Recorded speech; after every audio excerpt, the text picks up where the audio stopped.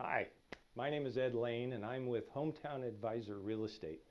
You might also have heard of me from my website realestateanswers.guru, where I answer questions for buyers, for sellers, and for brokers. I was recently at a mastermind in San Diego a week ago, and I was having a conversation with several very skilled and successful loan officers, and they were expressing frustration with how their realtor relationships were not resulting in introductions to buyers. And they often heard a multitude of excuses. Well, they were already committed to somebody. Well, they didn't feel comfortable. Well. When I explained to them that that doesn't happen in our firm, and that we train and we practice and we teach our brokers how to get that introduction and how to make it sound 100% as a benefit to the buyer, that we convert at a far more successful rate.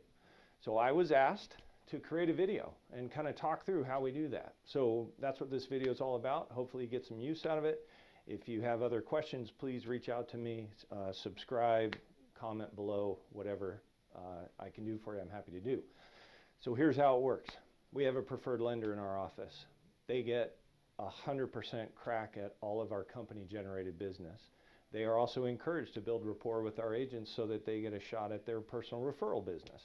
But on the company generated business, the expectation is that our agents will make an introduction and a connection between our preferred lender, because they help generate the deal, and the buyer. And here's how we do that. It's actually a three-step process. It works very well, very successfully, but you have to be dynamic enough along the way to listen to what the prospect or the buyer is saying, so that you know how hard to push. So the first thing we do is we have a buyer kit, a buyer folder. These folders are prefabbed by my team. They're up front. When an agent is leaving for an appointment, they literally walk out the front door and grab the folder on the way. In the folder is what we call our requirements and nice to have questionnaire or form. And I will send this out to people that request it. Actually, I'll send it out to people that subscribe. How's that? But on this form, you'll see all kinds of normal questions. The idea of the form is to build rapport. Ask about their client, ask about their children, ask about their dog, ask about their financing situation. There is a line on here that says, what is your ideal payment range? That's the opportunity, the first opportunity to ask them about their lending status. Now, if it's a company generated deal in our firm, our inside sales agent has already qualified them not only for timing and motivation, but found out about their financing situation, and he's made an entree to our lender. But in the broker's first meeting, the broker is going to ask all these questions and say, hey, Joe, by the way, what is your ideal payment range? And they're going to say, well, we're trying to keep it at or below $20,000, just to be obscenely wrong on that. They're going to give a number, right? And then you say, well, have you been pre-approved? Yes, I've been pre-approved with Wells Fargo or whomever, right? You have to listen carefully, because you want to listen for tips that mean they are never going to fire their loan officer. And that means brother, sister, parent, child. That's it. Immediate family only. If they say it's an aunt or an uncle, we use a silky smooth line like, well, I wouldn't want to make Thanksgiving dinner uncomfortable, but, and then this is the segue. It's never a bad idea to get a second opinion, right? If I sense there's any loyalty at all to their existing lender, I have to be very careful not to make them feel like I can't work with their lender, because I'm not going to get fired, right? I just may not get my lender hired. But I want to be careful of that. But that doesn't mean I'm not going to push, right? So they say, well, yeah, it's my aunt. She works for Wells Fargo. She's going to give me a smoking hot deal. Well, that's great, Joe. You know, it's never a bad idea to get a second opinion. Well, I couldn't do that to my aunt. No. What I'm saying is, give my preferred lender a chance so that they will either do one of two things. They're either going to validate that your aunt is already giving you an unbelievable deal, or they're going to give you a better deal. And if you have to, use their better deal to get your aunt to be even more aggressive, right?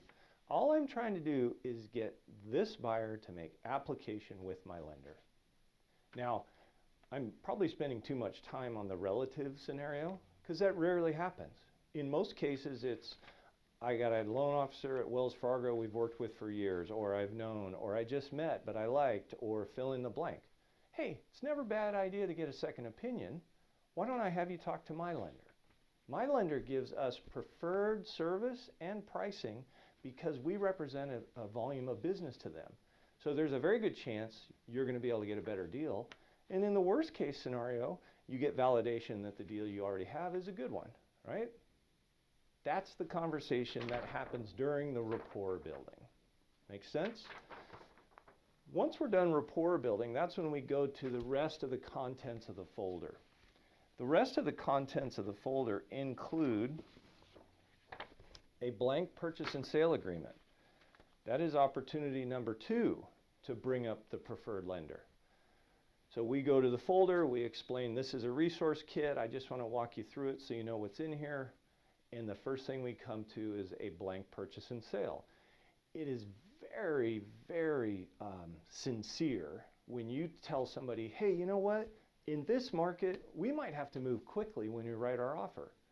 And in that instance, I don't want that to be the first opportunity you have to read the purchase and sale agreement. I'd rather you take this blank one, read it at your leisure, mark it up, use a highlighter pen, and then when we get together, I'll be able to answer questions for you. Does that sound fair? Does that sound fair is a powerful term. No one wants to be unfair, right? So they say, yeah, that's great.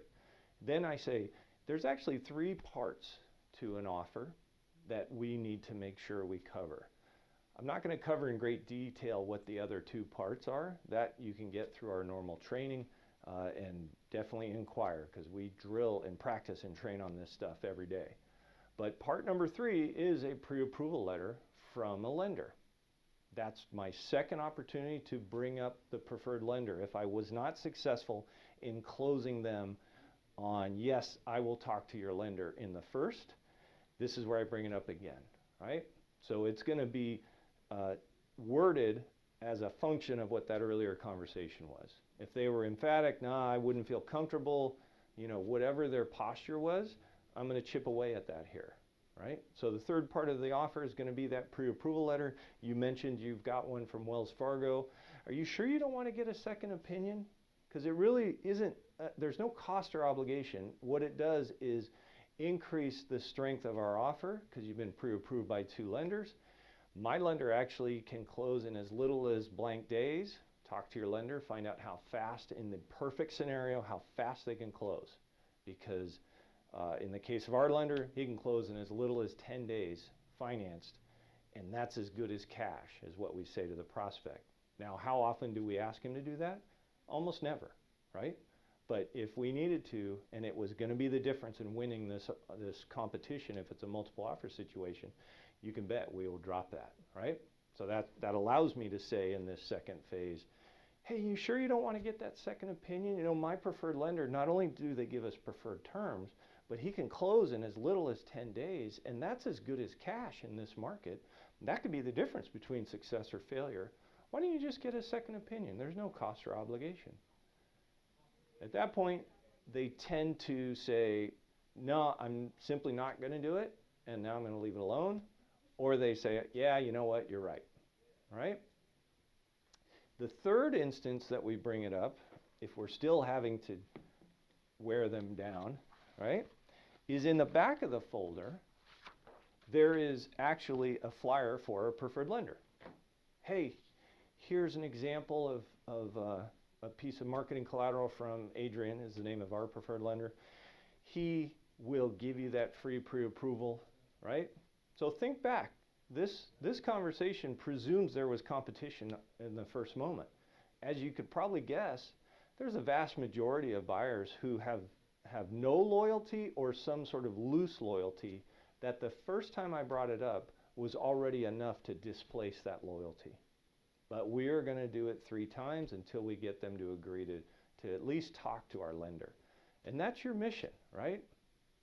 If you're an agent and you're watching this video, it's because your preferred lender is hoping to help your conversion of getting them opportunities.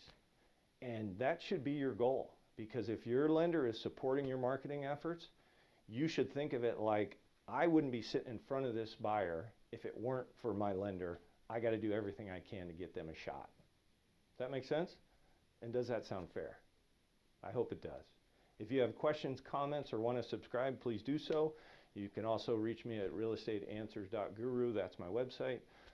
Follow me on Instagram and Twitter. I am Mr. Ed Lane on Instagram and Ed Lane Agent on Twitter. That's it, folks. Hope you're having a great day. Get out there and get some at-bats for your lenders.